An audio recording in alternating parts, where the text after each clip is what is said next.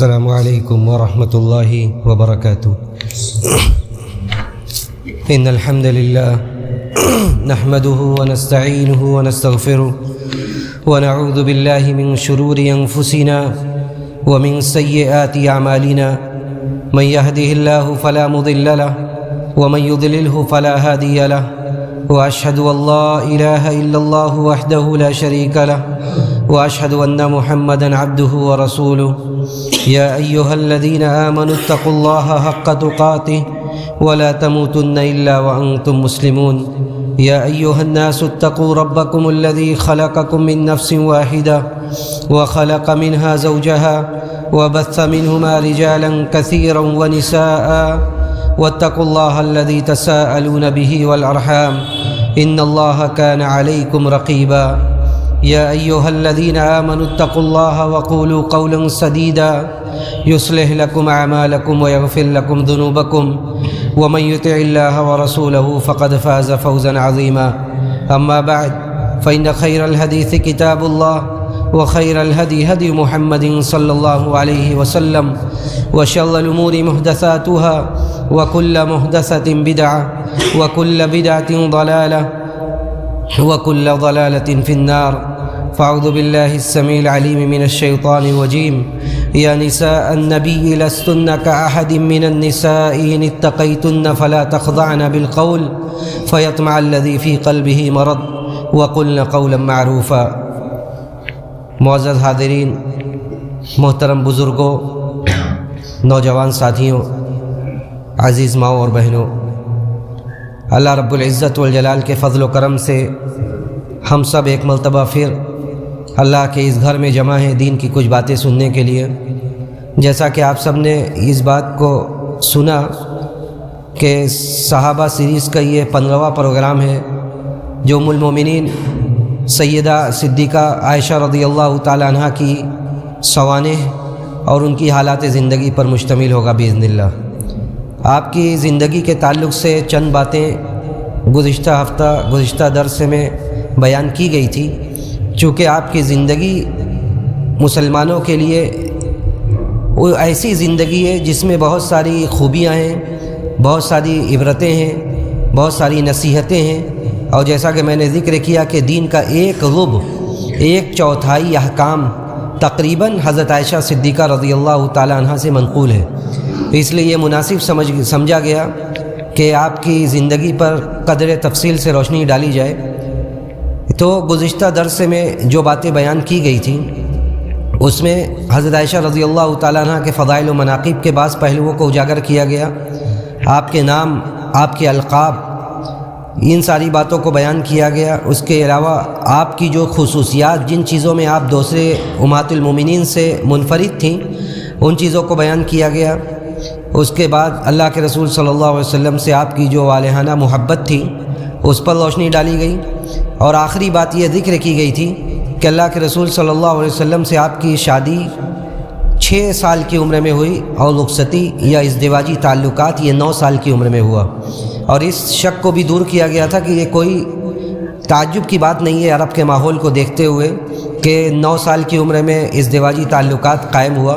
اور اللہ کے رسول صلی اللہ علیہ وسلم کی یہ اکلوتی ایسی بیوی تھی جو باکرہ تھی، جو کنواری تھی۔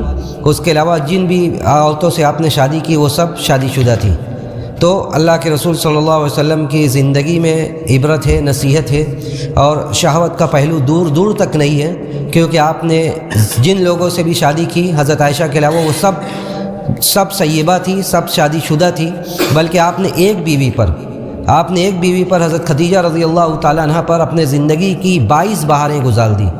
22 سال آپ صرف حضرت خدیجہ کے ساتھ رہے، جو عمر میں آپ سے تقریباً 15 سال بڑی تھی۔ جب ان کا انتقال ہوا تو اگر ان کی عمر 65 سال مانی جائے تو اللہ کے رسول صلی اللہ علیہ وسلم کی عمر بھی 45 سے زیادہ تھی۔ تو یہ اللہ کے رسول صلی اللہ علیہ وسلم کی زندگی کا ایک پہلو تھا جس کو جو دشمنان اسلام ہیں وہ بیان نہیں کرتے ہیں، بلکہ وہ صرف یہ بیان کرتے ہیں کہ 9 سال کی عمر میں آپ نے عائشہ رضی اللہ تعالیٰ عنہ سے شادی کی۔ تو ایک مسلمان اور نوجوانوں کو ان تعلق سے بیدار رہنے کی ضرورت ہے کہ جن شکوک و شبہات کو اچھالا جاتا ہے وہ در حقیقت شک و شبہ نہیں ہے،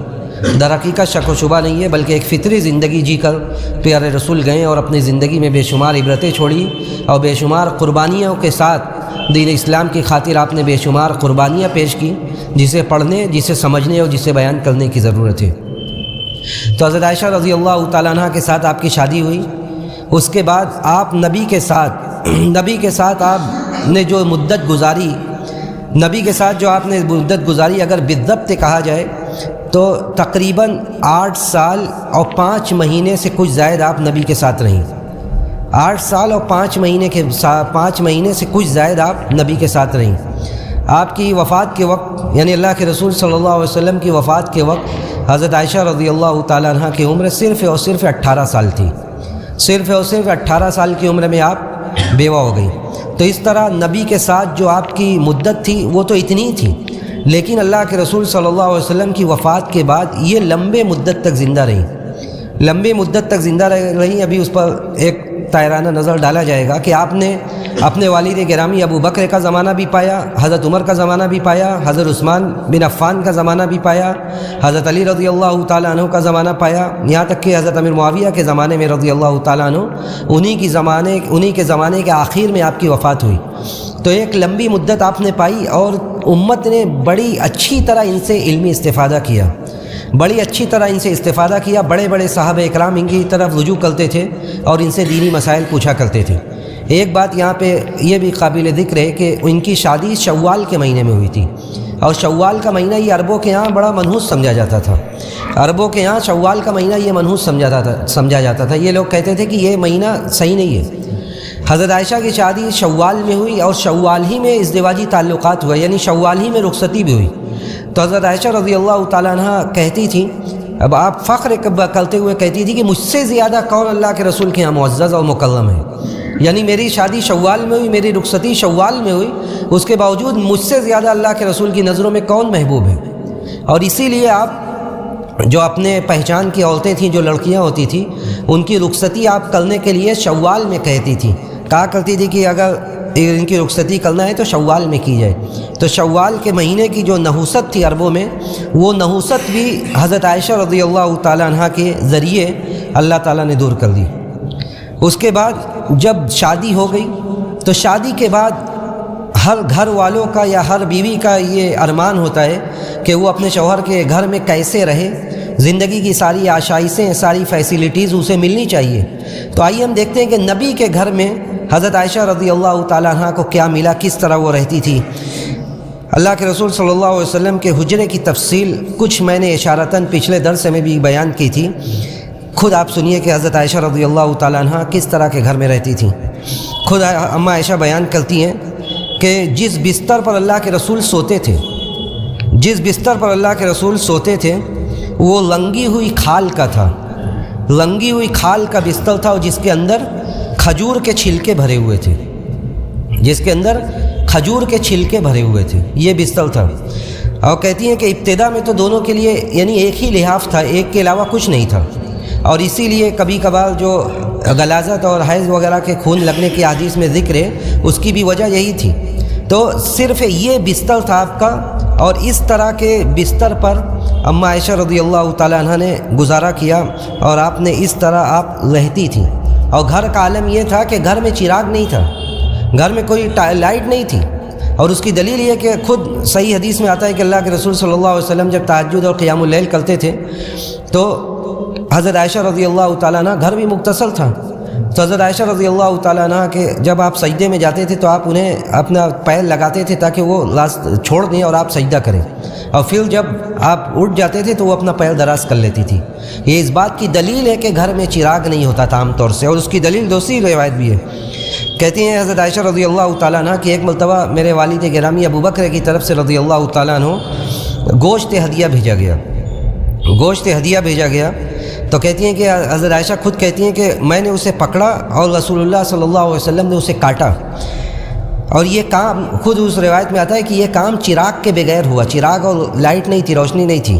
تو پوچھنے والے نے پوچھا ام المومنین سے کہ چراغ کے بغیر کیسے ممکن ہوا؟ تو انہوں نے کہا کہ اگر چراغ کے لیے تیل ہوتا تو پہلے اسے ہم اپنے غذا کے لیے استعمال کرتے، پہلے اسے ہم اپنے کھانے کے لیے استعمال کرتے، اور کھانے کا عالم کیا تھا وہ خود ابھی آگے میں بیان کروں گا کہ کھانے کا وہاں ماحول کیسا تھا، یعنی کتنی آشائش تھی، کتنی آشائش کے ساتھ اللہ کے رسول نے زندگی گزاری، وہ بھی 9 بیویاں تھیں، انتقال کے وقت 9 بیویاں تھیں۔ اور ایسے ماحول میں اللہ کے رسول صلی اللہ علیہ وسلم کے گھر کا عالم یہ تھا کہ اماں عائشہ کہتی ہیں کہ چراغ تک نہیں تھا، اگر چراغ میں ڈالنے کے لیے تیل ہوتا تو اس سے پہلے کھانے کے لیے ہم تیل استعمال کرتے، اس کے پہلے ہم کھانے کے لیے تیل استعمال کرتے۔ اور جس حجرہ میں چراغ کی بات ہو رہی ہے وہ حجرہ کیسا تھا؟ کہتی ہیں کہ وہ حجرہ مبارکہ جو ہے جس میں حضرت عائشہ نے اپنی زندگی کا 50 سال گزارا، یعنی اللہ کے رسول کی وفات کے بعد بھی اسی میں رہتی تھی، 1-2 سال نہیں 50 سال تقریباً اپنی زندگی کا گزارا۔ وہ حجرہ ایسا تھا، کہتے ہیں کہ مسجد نبوی کے مشرقی جانب یہ تھا اور اس کا دروازہ مسجد نبوی کے اندر مغربی جانب کھلتا تھا، یعنی گویا مسجد نبوی ان کے گھر کا صحن تھا۔ کمرہ کی چوڑائی پہلے بھی میں نے ذکر کیا کہ 6-7 فٹ تھی، 6 یا 7 فٹ بیان کیا جاتا ہے، جس کی دیواریں پتھروں سے بنائی گئی تھی اور اس کی چھت کھجور کی ٹہنیوں سے بنائی گئی تھی، اور چھت اتنی نیچی تھی کہ بسا اوقات اگر کوئی کھڑا ہوتا تو اسے سر میں وہ چھت لگ جاتی تھی، اور بارش کا پانی جب برستا تھا تو بسا اوقات وہ اس گھر میں اس حجرے میں آتا تھا۔ اور اس ایسے گھر میں حضرت عائشہ رضی اللہ تعالیٰ عنہ نے 50 سال تقریباً گزارا، 1-2 سال نہیں بلکہ 50 سال اپنی زندگی کا، وفات کے بعد بھی آپ اسی گھر میں رہا کرتی تھی۔ اب گزر بسر کیسے ہوتا تھا یہ بھی سنیے۔ حضرت عائشہ کے بھانجے عروہ بن زبیر سے پوچھتے ہیں اپنی خالہ سے کہ کیسے آپ رہتی تھیں، کہ آپ کا گزر بسر کیسے ہوتا تھا، اللہ کے رسول کے ساتھ آپ نے بہترین زندگی کے ایام گزارے ہیں تو کیسے گزرتا تھا؟ کہتی اماں عائشہ کہ بھانجے بے شک 1 ماہ کا چاند نہیں بلکہ 1 ماہ کا چاند، 2 ماہ کا چاند، اور کبھی کبھی 3 چاند طلوع ہوتا تھا، 3 چاند ہم لوگ دیکھ لیتے تھے، لیکن اللہ کے رسول کے گھر میں آگ نہیں جلتی تھی، اللہ کے رسول کے گھر میں آگ نہیں جلتی تھی۔ عروہ کہتے ہیں کہ تعجب ہوا، میں نے پوچھا تو آپ لوگ رہتے کیسے تھے؟ کہا کہ حضرت عائشہ نے جواب دیا کہ ہم لوگ، آگ تو جلتی نہیں تھی، ہم لوگ صرف کھجور اور پانی پر گزارا کیا کرتے تھے، صرف کھجور اور پانی پر گزارا کیا کرتے تھے۔ کبھی کبھار یہ ہوتا تھا جس بہانے ہمیں کچھ نعمتیں مل جاتی تھی کہ انصاری کچھ صحابہ تھے جو ہمارے پڑوسی تھے، وہ اللہ کے رسول کے پاس، جن کے پاس اونٹ اور بکریاں تھیں، تو اللہ کے رسول کے پاس دودھ بھیجتے تھے، تو اللہ کے رسول صلی اللہ علیہ وسلم اس میں خود بھی پیتے تھے اور ہم لوگوں کو بھی پلاتے تھے۔ تو اس طرح ہمیں کبھی کبھار دودھ مل جاتا تھا، ورنہ گھر میں 3 مہینہ کبھی کبھار ہو جاتا تھا اور آگ نہیں جلائی جاتی تھی۔ کہتی ہیں اماں عائشہ خود کہ جب ہم مدینہ آئے مکہ سے، تو اللہ کے رسول کے اہل خانہ نے آپ کی وفات تک، آپ کے گھر والوں نے آپ کی وفات تک کبھی مسلسل 3 راتیں گندم کی روٹی سیر ہو کر، یعنی پیٹ بھر کر 3 راتیں نہیں کھائیں، یعنی کبھی ایسا اتفاق نہیں پڑا کہ 3 راتیں مسلسل اس طرح کی روٹی ملی اور پیٹ بھر کر کھانا کھایا جائے۔ سبحان اللہ، یعنی یہ اس ہستی کے گھر کا عالم ہے جسے اللہ سبحانہ و تعالیٰ نے ساری نعمتیں دینے کا وعدہ کیا تھا، اور اگر اللہ کے رسول چاہتے تو آپ کے لیے دنیا کی ساری نعمتیں دے دی جاتی، لیکن آپ نے اس پر کس چیز کو ترجیح دی؟ تواضع کی زندگی، غربت اور محتاجگی کی زندگی، تاکہ غریبوں کا درد، مسکینوں کا درد آپ محسوس کریں اور آپ کے دل میں وہ رقت اور نرمی ہو جو مطلوب ہے، کہتے ہیں کہ جس دن حضرت عائشہ رضی اللہ تعالیٰ عنہ کہتی ہیں کہ جس دن آل محمد نے 2 بار کھانا کھایا تو ضروری تھا کہ ان 2 بار کھانا میں 1 وقت کا کھانا کھجور رہا ہو، ان 2 وقتوں میں 1 وقت کھجور کھائے تب 2 بار ہوا، ورنہ ایسا نہیں تھا کہ پیٹ بھر کر آسودگی کے ساتھ مختلف ورائٹی ہمارے دسترخوانوں کی طرح نبی کے گھروں میں بھی رہا ہو، اور اس کے ساتھ نبی نے زندگی گزاری اور اماں عائشہ نے اپنی زندگی گزاری۔ حضرت انس رضی اللہ تعالیٰ عنہ بیان کرتے ہیں کہ میں نے، یعنی اندازہ دیکھیے محتاجگی کا، کہتے ہیں کہ میں نے اللہ کے رسول کی خدمت میں جو چیز بھیجی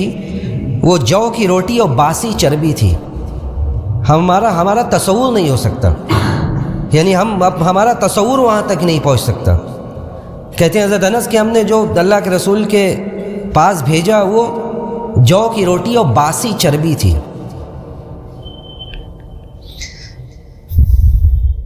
یہ نبی کے زندگی اور نبی کے گھر کا، اور حضرت عائشہ رضی اللہ تعالیٰ عنہ نے جس طرح اللہ کے رسول کے گھر میں اور آپ کے ساتھ گزارا کیا، اس کے تعلق سے کچھ باتیں تھیں جو میں نے آپ لوگوں کے سامنے پیش کیا۔ اس کے بعد حضرت عائشہ رضی اللہ تعالیٰ عنہ کے سر سے نبی کا سایہ اڑ گیا، جیسا کہ میں نے ذکر کیا کہ عین جوانی میں یعنی 18 سال کی عمر اور نبی کا انتقال ہو گیا۔ اس کے بعد آپ کو لمبی زندگی گزارنی پڑی، اور یہ بذات خود ایک بہت بڑا درد تھا، ایک بہت بڑا عالم تھا کہ ایک بیوی کے سر سے اس کے شوہر کا سایہ اڑ جائے، وہ بھی عین جوانی میں۔ 18 سال کی عمر میں وفات ہو گئی، یعنی اللہ کے رسول کی وفات ہو گئی، اور یہ 18 سال کی تھی۔ اس کے بعد باقی صحابہ کے ساتھ جو بات میں ذکر کرنا چاہتا تھا، اور جس کے لیے میں نے ایک درس سے اور بڑھایا کہ حضرت عائشہ رضی اللہ تعالیٰ عنہ کا تعلقات باقی صحابہ کے ساتھ، یا آپ کی زندگی باقی اس کے بعد کیسے گزری۔ حضرت ابوبکر رضی اللہ تعالیٰ عنہ آپ کے والد گرامی بھی تھے۔ حضرت ابوبکر رضی اللہ تعالیٰ عنہ کے زمانے میں بھی اللہ کے رسول صلی اللہ علیہ وسلم کے اسی حجرے میں اماں عائشہ رہتی تھیں، اسی حجرے میں اماں عائشہ رہا کرتی تھی، اور لوگ کثرت سے حضرت عائشہ کے پاس سوال پوچھنے کے لیے آیا کرتے تھے، یہاں تک کہ ابوبکر رضی اللہ تعالیٰ عنہ خود اپنی بیٹی سے پوچھتے تھے، خود اپنی بیٹی سے پوچھتے تھے، اس لیے کہ حضرت عائشہ رضی اللہ تعالیٰ عنہ بڑی ذہین تھیں، اور بھرپور، یہ سوچئے کہ اتنے سال کے زندگی میں انہوں نے اللہ کے رسول سے بھرپور استفادہ کیا، اور جو کچھ ہو سکتا تھا وہ سب سیکھا، یہاں تک کہ ان کے والد جلیل القدر صحابی یار غار، ان کو بعض وہ باتیں نہیں پتہ ہوتی تھی جو حضرت عائشہ کو پتہ ہوتی تھی، یہاں تک کہ وفات کے وقت حضرت ابوبکر رضی اللہ تعالیٰ عنہ کی جب وفات ہونے لگی تو حضرت ابوبکر رضی اللہ تعالیٰ عنہ نے ان سے پوچھا، کچھ سوالات پوچھے، اس میں یہ بھی پوچھا تھا کہ اللہ کے رسول کو تم لوگوں نے کتنے کپڑوں میں کفن دیا، یعنی اللہ کے رسول کی تدفین سب ان کے سامنے ہوئی تھی، تو اللہ کے رسول کے کفن کے تعلق سے اماں عائشہ سے پوچھا ابوبکر نے کہ حضرت اللہ کے رسول کو تم لوگوں نے کتنے کپڑوں میں کفن دیا تھا، تو حضرت عائشہ نے فرمایا کہ 3 سفید سہولی کپڑوں میں، یہ یمن کے کچھ خاص جگہ کے کپڑے ہوتے تھے، آپ نے کہا کہ 3 سفید چادروں میں، ان میں قمیص اور امامہ نہیں تھا، یعنی 3 عام چادر تھی، اس میں نہ تو قمیص تھی اور نہ تو کوئی الگ سے امامہ اور پگڑی بنائی گئی تھی۔ اس کے بعد ابوبکر رضی اللہ تعالیٰ نے پوچھا اللہ کے رسول کی وفات کس دن ہوئی تھی، کس دن وفات ہوئی تھی؟ اماں عائشہ نے فوراً کہا کہ یہ سوموار کا دن تھا۔ اس کے بعد ابوبکر نے پوچھا تو آج کون سا دن ہے؟ انہوں نے کہا کہ آج بھی سوموار کا دن ہے۔ لمبی حدیث ہے، جو بیان کرنے کی بات ہے وہ یہ ہے کہ حضرت عائشہ سے خود ابوبکر رضی اللہ تعالیٰ عنہ پوچھ رہے ہیں کہ دین کے مسائل، کہ اللہ کے رسول کی وفات ہوئی تو ان کو کفن کتنے کپڑوں میں دیا گیا، آپ کی وفات کس دن ہوئی، کس طرح کا کفن تھا، یہ حضرت عائشہ سے ابوبکر رضی اللہ تعالیٰ عنہ خود پوچھ رہے ہیں۔ یہاں تک کہ جیسا کہ میں نے ذکر کیا کہ حضرت عائشہ رضی اللہ تعالیٰ عنہ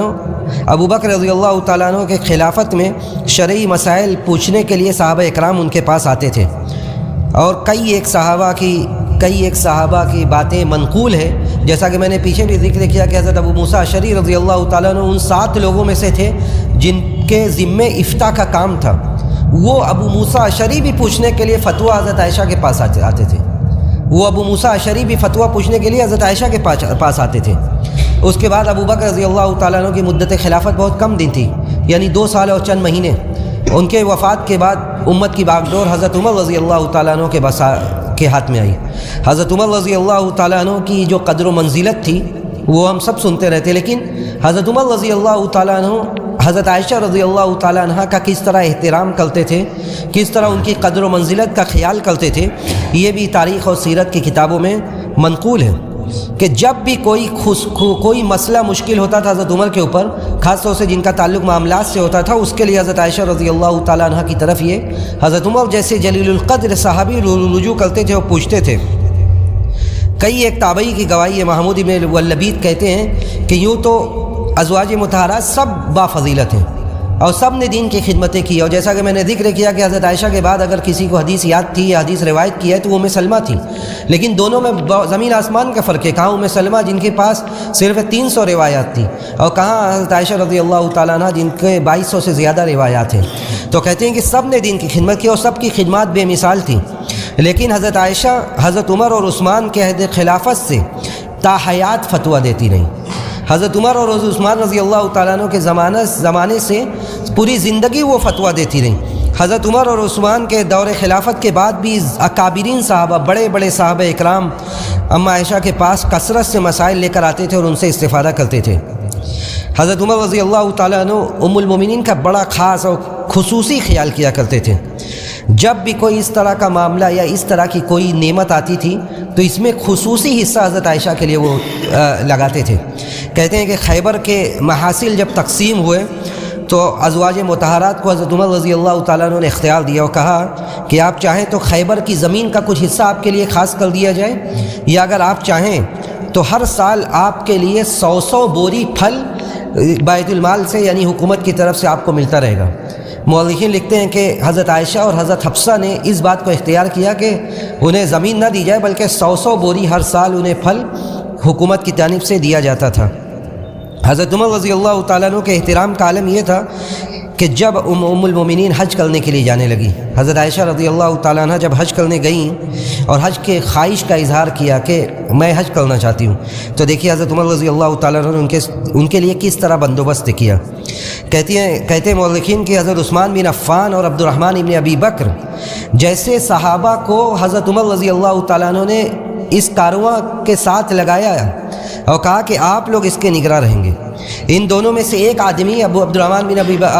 عبد الرحمن بن عوف اور یہ عثمان بن عفان، ان دونوں میں سے ایک آدمی عبد الرحمن بن ابی بکر اور عثمان بن عفان، ان دونوں میں سے ایک آدمی ان کے سواری کے آگے ہوتے تھے اور ایک آدمی ان کے سواری کے پیچھے، یہاں تک کہ جب احترام اور ان کی عظمت کا عالم یہ تھا کہ جب مطاف میں وہ طواف کرنے کے لیے جاتے تھے تو حضرت عمر کے حکم کے مطابق حضرت عمر رضی اللہ تعالیٰ عنہ کا یہ حکم تھا کہ اس وقت کوئی مرد طواف نہیں کرے گا، کوئی مرد طواف نہیں کرے گا بلکہ اماں عائشہ تنہا طواف کریں گی۔ یہ احترام تھا صحابہ اکرام کے دل میں، اور خاص طور سے حضرت عمر رضی اللہ تعالیٰ عنہ کے دل میں ام المومنین کے لیے کہ ان کے لیے خصوصی احترام کرتے تھے۔ اسی طرح جب عراق کا مال غنیمت آیا تو جو سب سے قیمتی ہیرا تھا اس میں، وہ سب سے قیمتی ہیرا اٹھا کر حضرت عائشہ رضی اللہ تعالیٰ عنہ کی خدمت میں یہ کہتے ہوئے پیش کیا، صحابہ اکرام سے اجازت مانگی اور کہا کہ اگر آپ لوگ اجازت دیں تو میں یہ سب سے قیمتی چیز اماں عائشہ کو دے دوں۔ اور اس کے بعد حضرت عمر نے یہ جملہ کہا تھا کہ کیونکہ حضرت عائشہ وہ ہیں جن سے رسول اس دنیا میں سب سے زیادہ محبت کرتے تھے، اور میں اس کے ذریعے رسول کی محبت کا اظہار کرنا چاہتا ہوں کہ میں یہ سب سے قیمتی چیز جو مال غنیمت میں آئی ہے میں وہ اماں عائشہ کو دے دوں۔ تو یہ حضرت عمر رضی اللہ تعالیٰ عنہ کا احترام تھا۔ اور اس سے آگے سنیے، جب حضرت عمر رضی اللہ تعالیٰ عنہ کا یہ واقعہ سن بھی چکے ہوں گے آپ لوگ کہ جب حضرت عمر رضی اللہ تعالیٰ عنہ کی وفات کا وقت آیا تو اللہ کے رسول کے حجرے میں یعنی حجرہ عائشہ میں اللہ کے رسول دفن تھے۔ یعنی نبیوں کے بارے میں یہ حدیث تھی کہ نبی جہاں بھی انتقال ہوتا ہے وہاں سے ان کو اٹھایا نہیں جائے گا بلکہ وہیں پر ان کو دفن کر دیا جائے گا۔ تو اس حکم کے مطابق اللہ کے رسول کو حجرہ عائشہ میں دفن کر دیا گیا، حجرہ عائشہ میں دفن کر دیا گیا۔ اس کے بعد ابو بکر رضی اللہ تعالیٰ عنہ کی یہ چاہت ہوئی کہ ان کو بھی وہیں دفن کر دیا جائے، ابو بکر کو بھی وہیں دفن کر دیا گیا۔ اس کے بعد حضرت عائشہ رضی اللہ تعالیٰ عنہ کی دلی چاہت یہ تھی کہ ان کی تدفین یہیں پر عمل میں آئے۔ حضرت عمر رضی اللہ تعالیٰ عنہ کی وفات ہونے کا وقت قریب ہوتا ہے، اپنے بیٹے عبداللہ ابن عمر کو بھیجتے ہیں اور کہتے ہیں کہ جا کر ام المومنین سے یہ اجازت طلب کرو، اور یہ مت کہنا، یہ لفظ استعمال مت کہنا کہ امیر المومنین عمر بن خطاب نے آپ سے یہ پوچھا ہے، بلکہ یہ کہنا کہ خطاب کے بیٹے عمر نے آپ سے یہ اجازت چاہیے کہ اگر آپ اجازت دیں تو میں اپنے صاحبین یعنی اپنے حبیب اور اپنے دوست ابو بکر کے بغل میں یہاں پر دفن ہونا چاہتا ہوں۔ اور اس وقت حضرت عمر نے پوچھوایا، حضرت عبداللہ ابن عمر گئے، حضرت عائشہ نے یہی بات کہی کہ میں تو اس کو اپنے لیے ترجیح دینا چاہتی تھی، لیکن حضرت عمر نے جب پوچھا ہے تو میں انہیں اجازت دیتی ہوں۔ اس کے بعد دیکھیے حضرت عمر رضی اللہ تعالیٰ عنہ کا احتیاط کہ ایک تو انہوں نے کہا کہ ابھی آپ امیر المومنین مت کہنا کہ وہ دباؤ میں آ جائیں۔ دوسری بات یہ کہ انہوں نے اپنے بیٹوں سے کہا کہ جب وفات ہو جائے میرا جنازہ اٹھانے سے پہلے دوبارہ ام المومنین سے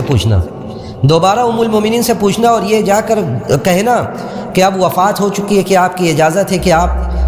کہ میرے والد یہاں پر دفن ہو جائے۔ اور حضرت عمر رضی اللہ تعالیٰ عنہ کی وصیت کے مطابق ایسا ہی ہوا، اور اس کے بعد ابو بکر کے بعد حضرت عمر بھی وہیں پر دفن ہو گئے، جیسا کہ جنہیں زیارت مدینہ منورہ کا شرف حاصل ہے، وہ دیکھتے ہیں کہ اللہ کے رسول کے قبر کے بغل میں ابو بکر اور عمر دفن ہے، اور اس کے بعد وہاں پر کوئی دفن نہیں ہوا، اس کے بعد وہاں پر کوئی دفن نہیں ہوا۔ اور اس کی تفصیل بھی ہے کہ حضرت عائشہ رضی اللہ تعالیٰ عنہ دفن ہونا چاہتی تھی، لیکن وہ آخری عمر میں روتی تھیں۔ یہ روایت ہے حدیث کی کتابوں میں کہ حضرت عائشہ روتی تھی اور انہوں نے منع کر دیا کہ مجھے اب دفن مت کرنا، اور یہ کہتی تھیں کہ میں نے ایک ایسا گناہ کیا ہے جس کی وجہ سے اب میں اپنے آپ کو اس لائق اور اس مستحق نہیں سمجھتی ہوں کہ مجھے وہاں پر دفن کیا جائے۔ اور یہ گناہ کچھ اور نہیں تھا، بلکہ یہ صرف ان کا احساس ندامت تھی، احساس شرمندگی، ورنہ یہ ان کی طرف سے ایک اجتہاد تھا۔ اور یہ کیا تھا؟ یہ جنگ جمل میں شرکت تھی۔ جنگ جمل جو اسلامی تاریخ کا ایک اسلامی تاریخ کا ایک تاریخ باب ہے، یعنی ایسا باب ہے جہاں صحابہ اکرام سے آپس میں خلفشار ہوا، اجتہاد کے حساب سے، یعنی اپنی اپنی رائے کے حساب سے لوگ الگ الگ ٹولیوں میں بٹ گئے، یہاں تک کہ حضرت عائشہ رضی اللہ تعالیٰ عنہ بھی حضرت علی کے مقابلے میں پہنچ گئی۔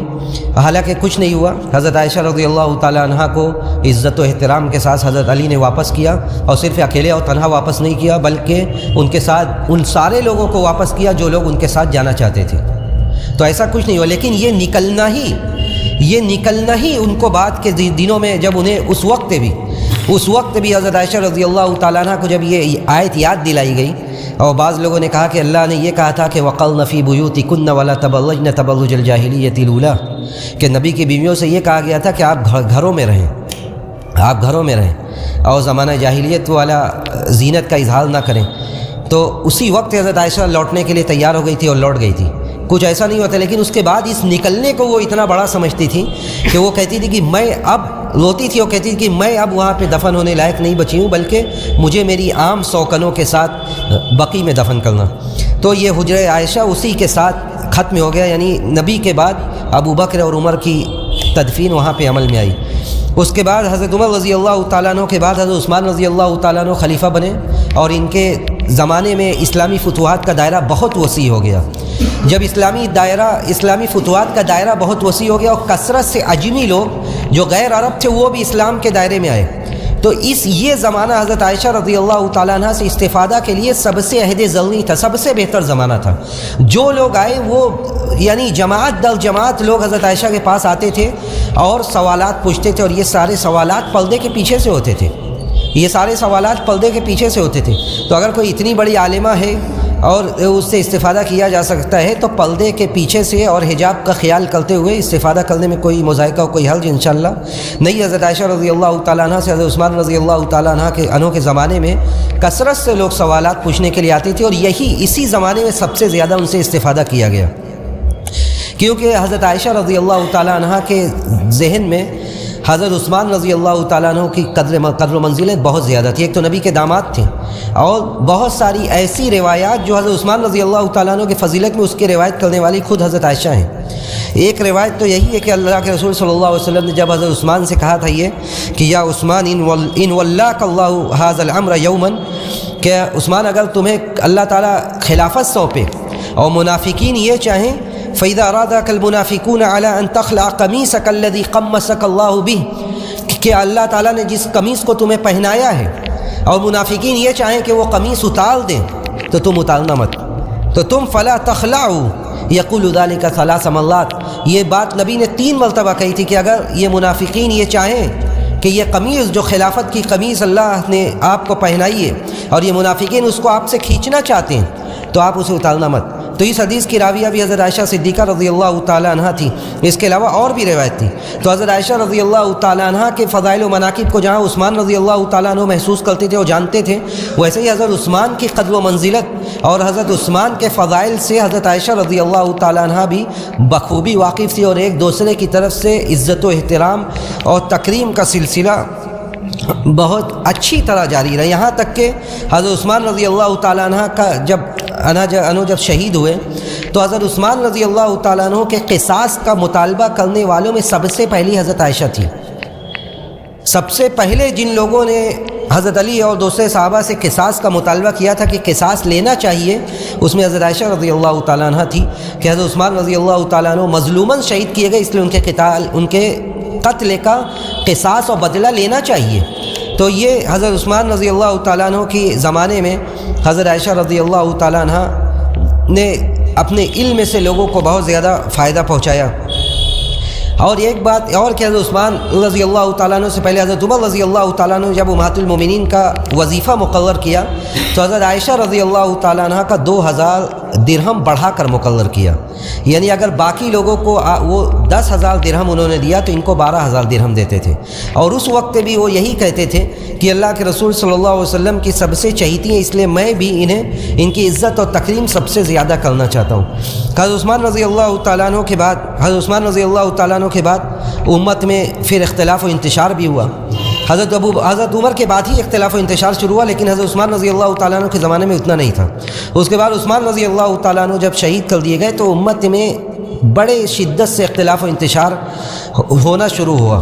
حضرت علی رضی اللہ تعالیٰ عنہ خلیفہ بنے، مدینہ سے وہ کوفہ منتقل ہو گئے اپنی دارالسلطنت لے کر۔ یہ سب اختلافی باتیں اور اس طرح کی کچھ باتیں آتی بھی رہتی ہیں۔ حضرت علی رضی اللہ تعالیٰ عنہ کے سامنے خاص طور سے اس بات کو ذکر کیا جاتا ہے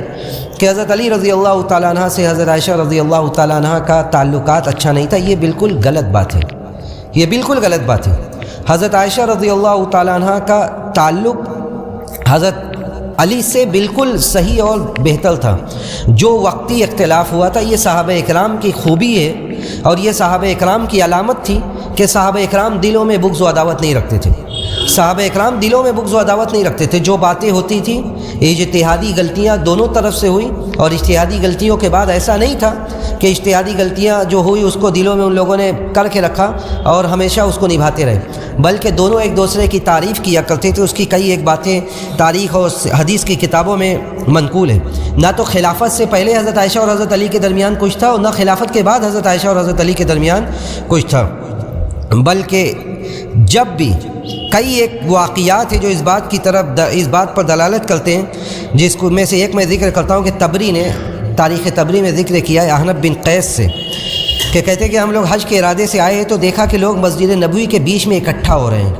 مسجد نبوی کے بیچ میں اکٹھا ہو رہے ہیں، اس میں حضرت طلحہ، حضرت زبیر، یہ لوگ بھی تھے۔ میں نے کہا کہ حضرت عثمان رضی اللہ تعالیٰ عنہ شہید ہو گئے، یعنی حضرت عثمان کی شہادت کی خبر احنف بن قیس نے وہاں پر دیا، اور اس لیے کہ لوگوں کو پہلے ہی پتہ چل گیا تھا، بھیڑ اکٹھا تھی وہاں پہ۔ تو کہتے ہیں کہ میں نے طلحہ اور زبیر سے ملاقات کی، آپ دونوں صاحبان، ان لوگوں نے پوچھا، احنف بن قیس نے پوچھا کہ آپ لوگ کیا کہتے ہیں، میں اب حضرت عثمان کے بعد میں کس کے ہاتھ پر بیعت کروں، کس کو امت کا خلیفہ مانوں؟ تو کہتے ہیں کہ طلحہ اور زبیر، جن لوگوں سے اختلاف دکھلایا جاتا ہے، یعنی یہ دکھلایا جاتا ہے یہ رافضیت نے اور شیعت نے اسلامی تاریخ کو مسخ کر کے رکھ دیا ہے، اور جتنی جھوٹی اور باطل روایات ہیں اگر آپ اس میں تحقیق کریں گے تو وہ روایت جا کر ختم ہوگی شیعوں پر، رافضیوں پر۔ تو رافضیوں نے تو ایسی تاریخ اور ایسی فلمیں بنائی گویا کہ ہر صحابی ایک دوسرے کے خون کا پیاسا تھا، جبکہ احنف بن قیس، طلحہ اور زبیر، یہ دونوں بھی حضرت علی رضی اللہ تعالیٰ عنہ کے بعض معاملات میں مخالف تھے۔ احنف بن قیس کہتے ہیں کہ میں نے طلحہ اور زبیر سے پوچھا کہ آپ کس کے ہاتھ پر بیعت کی ہمیں مشورہ دیتے ہیں؟ کہا کہ دونوں نے کہا کہ آپ علی کی بیعت کر لو، کہا کہ علی کی بیعت کرو۔ کہتے ہیں اس کے بعد احنف بن قیس کہتے ہیں کہ پھر میں مکہ پہنچا، میں نے مکہ پہنچ کر حضرت عائشہ رضی اللہ تعالیٰ عنہ سے ملاقات کی۔ حضرت عائشہ سے میں نے پوچھا کہ حضرت عثمان کی شہادت کی خبر تو آپ کو پہنچی گئی ہوگی، اب آپ کیا مشورہ دیتی ہیں، آپ مجھے کس کی اطاعت کا حکم دیتی ہیں؟ حضرت عائشہ رضی اللہ تعالیٰ عنہ نے کہا کہ تم علی کی بیعت کر لو۔ حضرت علی کی بیعت کرنے کا حضرت عائشہ نے بھی مشورہ دیا، اور کہتے ہیں کہ اس کے بعد ہم مدینہ واپس آ گئے، اور پھر حضرت علی رضی اللہ تعالیٰ عنہ کے ہاتھ پر بیعت ہوئی۔ تو حضرت عائشہ رضی اللہ تعالیٰ عنہ، ایسا کچھ نہیں ہے کہ حضرت علی سے ان کے دل میں کچھ تھا، یا یہ نبی کی زندگی میں ہی کچھ اختلاف، اس طرح کی جھوٹی اور باطل روایات جو بیان کیا جاتا ہے بے سر و پیر کی، اس کی کوئی حقیقت نہیں ہے، بلکہ صحابہ اکرام سب ایک دوسرے کی عزت کرتے تھے، اور ان سے حضرت علی سے نبی کے گھر کی کئی رشتہ داریاں تھیں، نبی کے داماد تھے، اس کے علاوہ نبی کے چچیرے بھائی، اور بچپن سے اللہ کے رسول کے ساتھ، اللہ کے رسول کے پروردہ تھے، یہ آپ نے انہیں پالا تھا، آپ کے گھر میں وہ پلے بڑے تھے۔ اور دوسری طرف نبی کی چہیتی بیوی، کیسے دونوں ایک دوسرے کے تعلق سے عداوت کے شکار ہو سکتے ہیں؟ یہ بات فہم میں آنے، یہ بات سمجھ میں آنے کے قابل ہی نہیں ہے۔ اور یہ ساری باتیں جھوٹی اور بے بنیاد ہیں۔ تو حضرت علی رضی اللہ تعالیٰ عنہ کے ہاتھ پر جب بیعت ہوئی تب بھی حضرت عائشہ رضی اللہ تعالیٰ عنہ ویسے ہی ان کا احترام کرتی رہیں، ایک دو حوادث اور ایک دو واقعات کو چھوڑ کر۔ اور جنگ جمل کی بات جو میں نے ذکر کی کہ جنگ جمل میں کچھ ہوا، لیکن جنگ جمل میں ہونے کے بعد بھی ایسا نہیں تھا کہ جنگ جمل کے بعد دونوں ایک دوسرے کے لیے بغض اور عداوت رکھنے لگے، بلکہ جنگ جمل میں عزت و احترام کے ساتھ حضرت عائشہ رضی اللہ تعالیٰ عنہ کو واپس کیا گیا اور عزت و احترام کے ساتھ انہیں ان کے منزل تک پہنچایا گیا۔ اور اس پر حضرت عائشہ رضی اللہ تعالیٰ عنہ کو شرمندگی بھی تھی، جیسا کہ ان کے وفات کا ذکر میں کرنا چاہ رہا ہوں۔ وفات کے وقت وہ کیا کہا کرتی تھی، دیکھیے آخری عمر میں حضرت عائشہ رضی اللہ تعالیٰ عنہ، اس کے بعد حضرت امیر معاویہ رضی اللہ تعالیٰ عنہ کا زمانہ آیا۔ چند بات ذکر کر کے میں یہاں آتا ہوں کہ اس کے بعد حضرت امیر معاویہ کا زمانہ آیا۔ حضرت امیر معاویہ رضی اللہ تعالیٰ عنہ اور حضرت عائشہ ایک معاملے میں، یعنی دونوں حضرت عثمان کا قصاص چاہتے تھے۔ حضرت عثمان رضی اللہ تعالیٰ عنہ کا قصاص حضرت عائشہ، جیسا کہ میں نے ذکر کیا کہ سب سے پہلے حضرت عائشہ ہی مطالبہ کرنے والی تھی، اور ادھر حضرت امیر معاویہ بھی قصاص کا مطالبہ کرتے تھے، اور اسی لیے ان کی حضرت علی سے مخالفت بھی تھی۔ لیکن بعض مسائل کو لے کر حضرت امیر معاویہ رضی اللہ تعالیٰ عنہ کے زمانے میں حضرت عائشہ رضی اللہ تعالیٰ عنہ سے اختلاف ہوا۔ انہوں نے کئی ایک کوششیں کی، وقت نہیں ہے کہ تفصیلات میں جاؤں، کئی ایک کوششیں کی حضرت امیر معاویہ نے، اور ان کو منایا اور منانے کی کوششیں کی، لیکن اس کے بعد کچھ ایسا ہو جاتا تھا جس کی وجہ سے پھر اختلاف ہو جاتا تھا۔ ایک واقعہ اس میں یہ ہوا کہ حضرت عائشہ رضی اللہ تعالیٰ عنہ کے بھتیجے، حضرت عائشہ رضی اللہ تعالیٰ عنہ کے ایک بھتیجے کو شام کے کسی علاقے میں جن کا والی حضرت امیر معاویہ کی طرف سے تھا، حضرت امیر معاویہ کی طرف سے وہاں کا والی تھا، اور وہاں پر حضرت عائشہ کے بھتیجے کو بڑی ظلم اور بربریت کے ساتھ قتل کر دیا گیا اور بورے میں لاش بھر کے بھیج دی گئی۔ یہ واقعہ بہت ہی خورز تھا اور اس پر بڑا واویلا ہوا۔ تو اس کے بعد حضرت عائشہ رضی اللہ تعالیٰ عنہ نے حضرت امیر معاویہ سے بڑی ناراضگی دکھلائی، حالانکہ انہوں نے معافی تلافی کی اور ہدایہ اور تحائف تحفے بھی بھیجے۔ تو اس طرح کے ایک دو واقعے اور ہیں جس کی وجہ سے حضرت امیر معاویہ سے اختلاف تو نہیں تھا، لیکن کئی ایسے معاملے ہوئے کہ حضرت امیر معاویہ رضی اللہ تعالیٰ عنہ کے زمانے میں حضرت عائشہ رضی اللہ تعالیٰ عنہ سے ایک دو اختلافات ہوئے۔ لیکن ان سارے چیزوں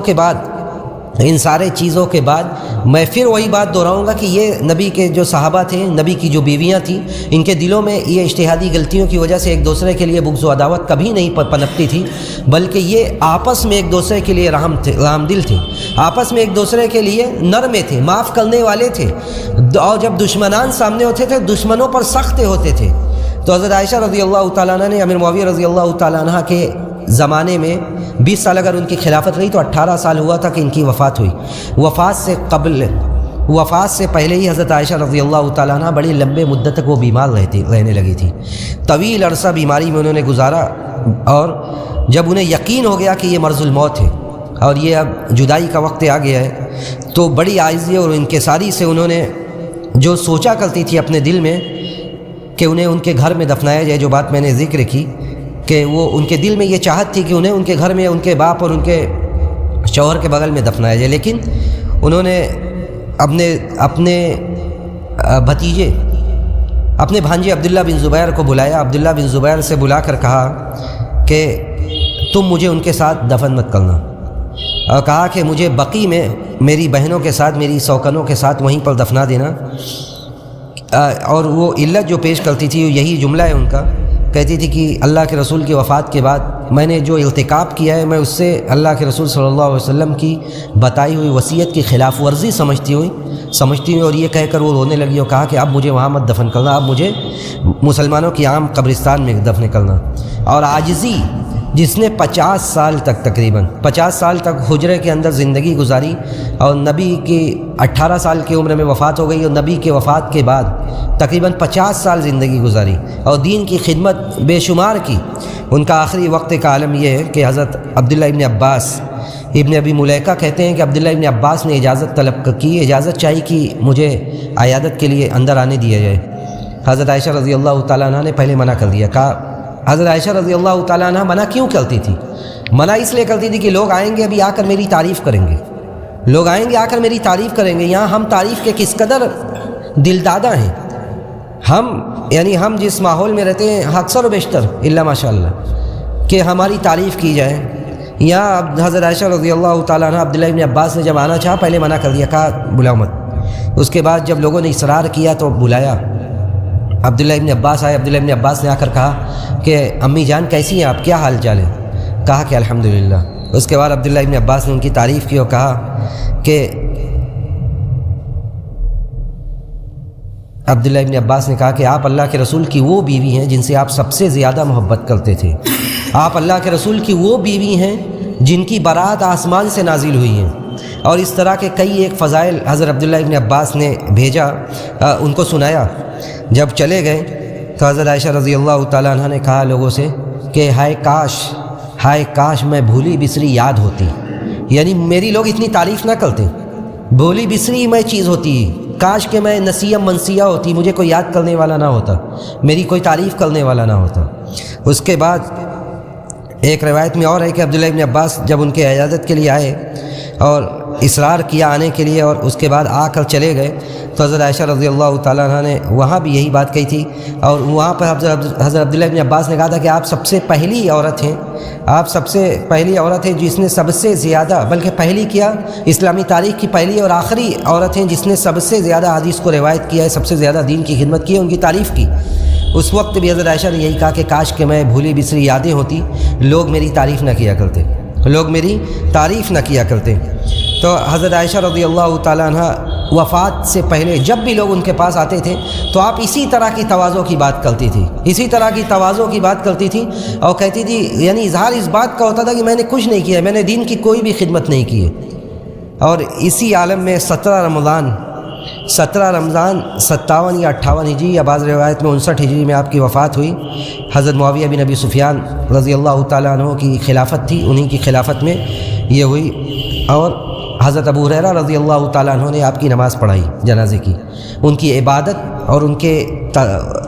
کی سخاوت کا ایک دو مثال دے کر میں بات ختم کرتا ہوں کہ عبادت ایسی تھی جس کا آخری وقت ایک عالم یہ ہے، اس کی عبادت کا عالم یہ تھا کہ کہتے ہیں مؤرخین متفق ہیں، کہتے ہیں کہ روزہ تو اتنا رکھتی تھی کہ وہ مسلسل روزہ رکھا کرتی تھی، بلکہ بعض لوگوں نے یہاں تک ذکر کیا کہ پورے سال میں 5 دن صرف وہ روزہ نہیں رکھتی تھی، عیدین یعنی عید اور بقرعید کے دن اور اس کے علاوہ ایام تشریق کے ایام میں جب روزہ رکھنا منع ہے، اس کے علاوہ وہ پورے سال روزہ رکھا کرتی تھی، نبی کے وفات کے بعد پورے سال روزہ رکھا کرتی۔ سخاوت کا عالم یہ تھا کہ اللہ کے رسول صلی اللہ علیہ وسلم نے ایک مرتبہ انہیں بکری کا گوشت دیا اور دے کر چلے گئے۔ اس کے بعد جب آتے ہیں تو آپ نے پوچھا کہ کہاں گئی بکری؟ کہا کہ سب دے دیا میں نے، سب دے دیا، صرف یہ شانہ کا گوشت بچ گیا ہے، ایک حصہ اس کا بچ گیا ہے۔ تو آپ نے اس موقع پر حضرت عائشہ سے کہا کہ انہوں نے استعمال کیا تھا کہ سب چلا گیا، آپ نے کہا کہ ما بقی الا الکتف، کہ چلا نہیں گیا، صرف جو گوشت تم نے اللہ کے جو گوشت تم نے دے دیا، صدقہ و خیرات کر دیا، وہی باقی رہ گیا ہے، اور جو تم نے بچایا ہے وہ چلا گیا ہے، یعنی اللہ کے راستے میں جو تم نے صدقات و خیرات کر دیا وہی باقی ہے، باقی سب جو تم نے بچا لیا ہے وہ ختم ہو گیا ہے۔ تو ایسی سخاوت کے حضرت ان کے بھانجے عبداللہ بن زبیر نے ان کے پاس ایک مرتبہ 1 لاکھ درہم بھجوایا، 1 لاکھ درہم بھجوایا، اور ابھی عصر کا وقت نہیں ہوا تھا کہ وہ سارے درہم انہوں نے سارا مال اللہ کے راستے میں صدقہ و خیرات کر دیا۔ اس سے عبداللہ بن زبیر کو بڑا غصہ آیا، بھانجے تھے اور خالہ تھی، خالہ اور بھانجے کا رشتہ، غصہ آیا اور کہا کہ یہ کیا بات ہوئی کہ میں اتنا کچھ دے رہا ہوں ان کو اور یہ سارا لٹا رہی ہیں اللہ کے راستے میں۔ اس بات کا علم ہو گیا حضرت عائشہ رضی اللہ تعالیٰ عنہ کو، انہوں نے قسم کھائی کہ عبداللہ میرے پاس قدم نہ رکھیں، حضرت عائشہ نے قسم کھائی کہ عبداللہ بن زبیر اب میرے پاس آئے نہ، اور اتنا سخت چراغپا ہوئی، غصہ ہوا انہیں کہ میں اللہ کے راستے میں خرچ کر لیں اور یہ مجھے نصیحت کر لیں کہ خرچ مت کیا کرو۔ اس کے بعد انہوں نے بہت منایا، لوگوں کا واسطہ لگایا کہ مان جائے کسی طرح، لیکن وہ ماننے کے لیے تیار نہیں تھی، یہاں تک کہ وہ چپکے سے، چونکہ خالہ تھی ان کی، چپکے سے بعض تابعین کے ساتھ مسروق بیان کرتے ہیں کہ ہم لوگ فتویٰ پوچھنے کے لیے جانے لگے تو عبداللہ بن زبیر نے کہا کہ ہم بھی چلتے ہیں۔ اس کے بعد گئے سب، جا کر پوچھا کہ ہم داخل ہو جائیں؟ حضرت عائشہ نے کہا ہاں، ان کو تو خبر نہیں تھی کہ عبداللہ بن زبیر بھی اس میں، وہ آئے اور وہ چپکے سے آئے، حضرت اپنی خالہ کے پاس گئے، جا کر معافی تلافی کی، اور اس موقع پر حضرت عائشہ رضی اللہ تعالیٰ عنہ نے 40 گردنوں کو یعنی 40 غلاموں کو آزاد کیا تھا، 40 غلاموں کو آزاد کیا تھا، چونکہ نظر کا یہ کفارہ کے طور سے، یعنی نظر مان لی تھی، یہ قسم کھا لی تھی کہ میں ان سے بات نہیں کروں گی۔ تو یہ سخاوت کا عالم یہ تھا، عبادت کا عالم یہ تھا کہ کہتے ہیں، اور عبادت اور اللہ سے خوف کا، کہتے ہیں ان کے ایک بھتیجے محمد بن ابی بکر، قاسم بن محمد بن ابی بکر، کہتے ہیں کہ ہم ان کی صبح کی عادت یہ تھی روٹین کہ جب بھی وہ صبح ہوتی تھی تو پہلے اپنی خالہ کے پاس جاتے تھے. کہتے ہیں کہ میں چاشت کے وقت گیا تو میں دیکھا کہ ان خالہ جان سورہ طور پڑھ رہی ہیں, سورہ طور پڑھ رہی ہیں, اور واقبل بعضهم على بعض يتساءلون قالوا إنا كنا قبل في أهلنا مشفقين فمن الله علينا ووقانا عذاب السموم. کہتی عذاب کا تذکرہ ہے کہ اللہ نے ہم پر احسان کیا اور ہمیں عذاب دردناک عذاب سے, گرم عذاب سے بچا لیا. کہتے ہیں کہ میں گیا اور اس کے بعد وہ نماز اتنی لمبی چلتی رہی کہ میں چلا آیا. اس کے بعد کچھ ضروریات تھی, 1-2 گھنٹہ گزرنے کے بعد پھر میں آیا اور پھر یہی آیت پڑھتے ہوئے وہ آیت پڑھتی جا رہی تھی اور روتی جا رہی تھی, آیت پڑھتی جا رہی تھی اور روتی جا رہی تھی. ایسا کیوں نہ ہو جبکہ نبی کے ساتھ انہوں نے زندگی گزارا. اور سب سے تعجب خیز حدیث سنا کر میں اپنی بات ختم کرتا ہوں کہ حضرت عائشہ سے پوچھا صحابہ اکرام نے کہ سب سے تعجب والی کون سی روایت ہے, کون سی بات لگی آپ کو اللہ کے رسول سے بیان کرنے میں؟ کہا کہ میں نے اللہ کے رسول سے, ایک رات تھی, اللہ کے رسول نے مجھ سے کہا کہ مجھے اجازت دو, میں اپنے رب کی عبادت کرنا چاہتا ہوں. ایک رات آپ نے کہا کہ مجھے اجازت دو, میں اپنے رب کی عبادت کرنا چاہتا ہوں. چونکہ رات تھی, رات یہ بیوی کا حق تھا, آپ بیویوں کے پاس جاتے تھے. آپ نے کہا عائشہ سے کہ مجھے اجازت دو, میں اپنے رب کی عبادت کرنا چاہتا ہوں. حضرت عائشہ نے کہا کہ اللہ کے رسول آپ میرے پاس رہیں, میں آپ کو راضی کر دوں گی, یعنی میں آپ کی خدمت کرنا چاہتی ہوں, آپ کے ساتھ رہنا چاہتی ہوں. اللہ کے رسول نے پھر کہا تو حضرت عائشہ نے کہا کہ آپ جائیے. کہتے ہیں کہ اس رات اللہ کے رسول صلی اللہ علیہ وسلم کو میں نے دیکھا کہ آپ اتنا روئے کہ پہلے آپ کا دامن تر ہو گیا, آپ کی داڑھی تر ہوئی. اس کے بعد پھر دیکھا کچھ دیر بعد آپ کا پورا کرتا پورا کپڑا تر تھا. اس کے بعد میں نے دیکھا تو زمین وہاں کی پوری تر بتر تھی. اور آپ جب صبح ہوئی تو میں نے پوچھا کہ اللہ کے رسول آج کی رات ایسا کیا ماجرا تھا؟ تو آپ نے ایک آیت پڑھ کر بتلائی اور کہا کہ ان فی خلق السماوات والارض واختلاف اللیل والنہار لآیات لأولی الالباب. اور اس کے بعد کی آیات پڑھ کے آپ نے بتلایا کہ آج رات ایسی آیات نازل ہو گئی کہ جو ان آیات پر عمل نہ کرے وہ بہت بڑے نقصان میں ہے. یعنی یہ اور اس طرح کے اور بھی واقعات ہیں. تو حضرت عائشہ ایسی تربیت میں, ایسے بیچ میں وہ پلی بڑی تھی کہ اللہ کے لیے خشیت, اللہ کے لیے خوف اور اللہ کے لیے رونا یہ ان کے زندگی اور ان کے شوہر کے زندگی کا حصہ تھا. تو یہ حضرت عائشہ رضی اللہ تعالیٰ عنہ کے زندگی کے کچھ درخشاں پہلو تھے جنہیں بیان کرنے کی کوشش کی گئی. بیان کرنے کا مقصد یہی ہے کہ ہم یہ سمجھیں کہ اس امت نے کتنے بڑے بڑے اجلہ کو پیدا کیا ہے,